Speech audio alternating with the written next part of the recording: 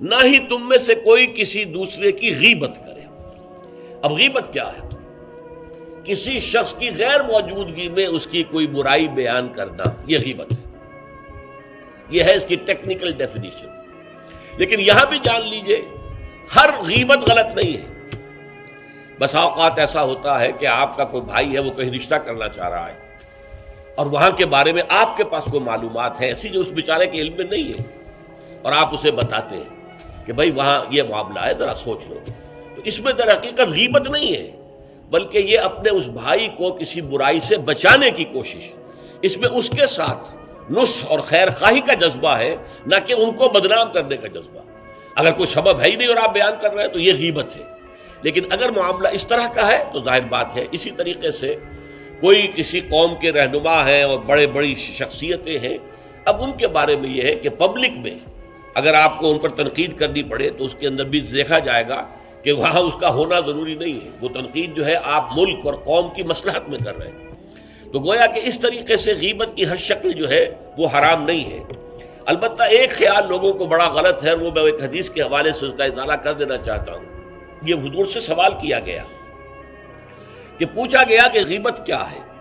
یہ حدیث ہے، مسلم شریف میں بھی ہے، ابو داؤد میں بھی ہے، ترمذی میں ہے، نسائی میں ہے، یہ حضرت ابو ہریرہ رضی اللہ تعالی عنہ سے۔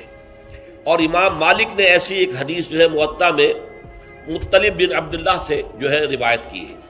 حضور سے پوچھا گیا کہ غیبت کیا ہے، آپ نے فرمایا ذکرو کا اخاک بما یکرہ، تمہارا اپنے بھائی کا تذکرہ کرنا کسی ایسے اعتبار سے جو اسے ناپسند ہو۔ اگر اس کے سامنے کرو گے اسے ناپسند ہوگا، اس کے علم میں آئے گا کہ میرے بارے میں یہ بات کہی گئی ہے تو اسے ناپسند ہوگی۔ ایسی بات کا اس کی غیر موجودگی میں بیان کرنا۔ اب قیلا کہا گیا، سوال کیا گیا، افرأیتا کہ حضور آپ ذرا غور کیجئے، ان کان فی اخی ما اقول، اگر میرے بھائی میں وہ شے واقعتاً موجود ہے جو میں کہہ رہا ہوں تو کیا اس صورت میں بھی غیبت ہوگی؟ قال، فرمایا حضور نے، غور سے سنیے، ان کان فیہ ما تقول فقد اغتبت ہو، اگر تو اس میں وہ برائی ہے جو تم کہہ رہے تو تم نے غیبت کی، وَإِن لَمْ يَكُنْ فِيهِ، اور اگر نہیں ہے اس میں وہ شے اور تم پھر بھی کہہ رہے ہو ما تقول فقد بہتہ، تو تم نے اس پر بہتان لگایا ہے، یہ تو دوہرا جرم ہو گیا۔ اس میں کوئی خرابی نہیں ہے، برائی نہیں ہے اور آپ بیان کر رہے ہیں تو یہ تو بہتان ہے۔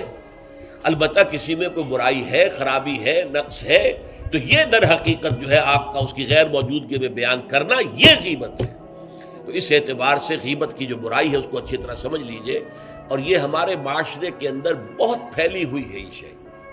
بلکہ یہ کہا جاتا ہے اور صحیح کہا جاتا ہے کہ وہ کئی کورسز کا ڈنر ہونے کے بعد جو ہے پھر جب گفتگویں ہوتی ہیں تو معلوم ہوتا ہے کہ سب سے زیادہ لذیذ ڈش جو ہے وہ ایک دوسرے کی غیبت ہے۔ اور ہوتا کیا ہے، شادی کا کہیں پر مجمع لگا ہوا ہے اور جو ہے وہ ابھی بارات نہیں آئی ہے یا کوئی اور مسئلہ ہے، بیٹھے ہوئے ہیں، تو جب 3 آدمی بیٹھے ہوں گے تو کسی اور کی غیبت کریں گے، اور جب ان میں سے ایک اٹھ کے چلا جائے گا تو اب یہ دونوں اس کی غیبت کریں گے۔ یہ ہمارے معاشرے کا عام رخ ہے، یہ ہمارا جو ہے یہ گویا کہ سب سے زیادہ ڈیلیشس ڈش جو ہے وہ غیبت ہے۔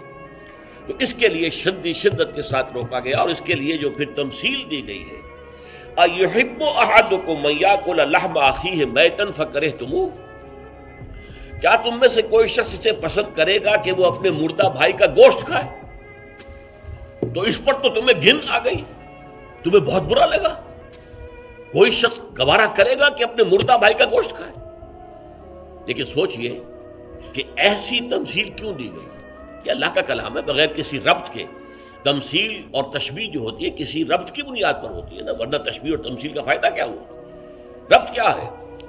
جیسے ایک مردہ اپنے دفاع پر کے قابل نہیں ہے، آپ ادھر سے بوٹی کاٹ لیجئے، ادھر سے بوٹی کاٹ لیجئے، پڑا مردہ ہے، آپ پوری اختیار کے ساتھ جہاں سے چاہیں اس کی بوٹی اڑا لیں۔ اگر وہ زندہ ہو تو وہ ہاتھ لگانے دے گا آپ کو جسم کے اپنے کسی حصے پر۔ بعین ہی یہ معاملہ ہے، آپ کا بھائی موجود نہیں ہے اور آپ اس کی عزت پر حملہ کر رہے ہیں، مانوی شخصیت پر حملہ ہے۔ اس جسم کی نسبت مانوی شخصیت زیادہ قیمتی ہے، زیادہ اہم ہے۔ آپ اس کی مانوی شخصیت پر، اس کی عزت پر حملہ کر رہے ہیں، اور وہ قادر نہیں ہے دفاع کرنے پر۔